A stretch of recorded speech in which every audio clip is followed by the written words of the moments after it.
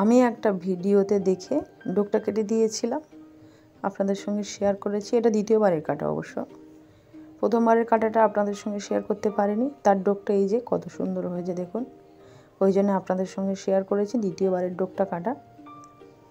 এই যে প্রথমবারের ডোক কাটার ফল,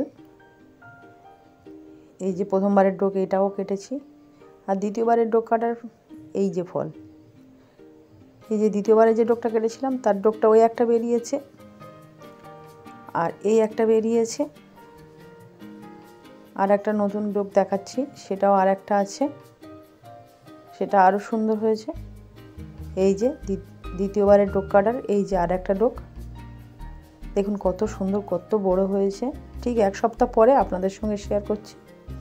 আর এই যে শিম গাছ, শিম গাছের জ্বালায় আমার লাউ গাছটা আর ভালো হবে না মনে হয়।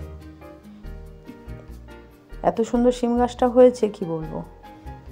লাউ গাছটাও খুবই ভালো হয়েছে। দ্বিতীয়বারের ডোক কাটা থেকে প্রথমবারের ডোক কাটাও ভালো হয়েছে। এই যে প্রথমবারের ডোকটা কাটার যে ফল পেয়েছি, এরও ডোক কাটার সময় হয়ে গেছে। নাকি এটা 5G কাটিং 5 বার কাটতে হবে।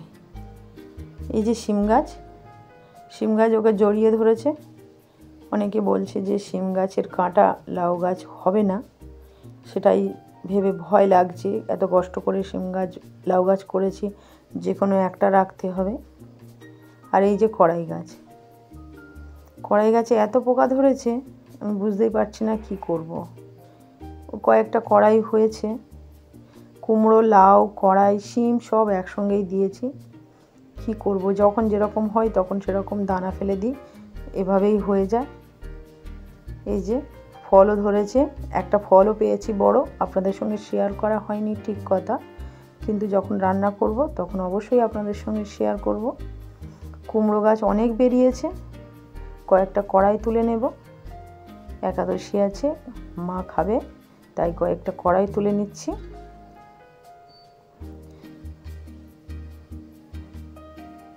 কড়াইগুলো খুবই সুন্দর হয়েছে। এই যে পাখিও খাচ্ছে আর পোকায়ও খেয়ে নিচ্ছে। এটাও আর একটা কুমড়ো গাছে কুমড়ো ধরেছে। এই যে এই কটা কড়াই তুলে নিলাম, মার জন্য হয়ে যাবে। ভালো লাগলে লাইক করবেন। নমস্কার বন্ধুরা।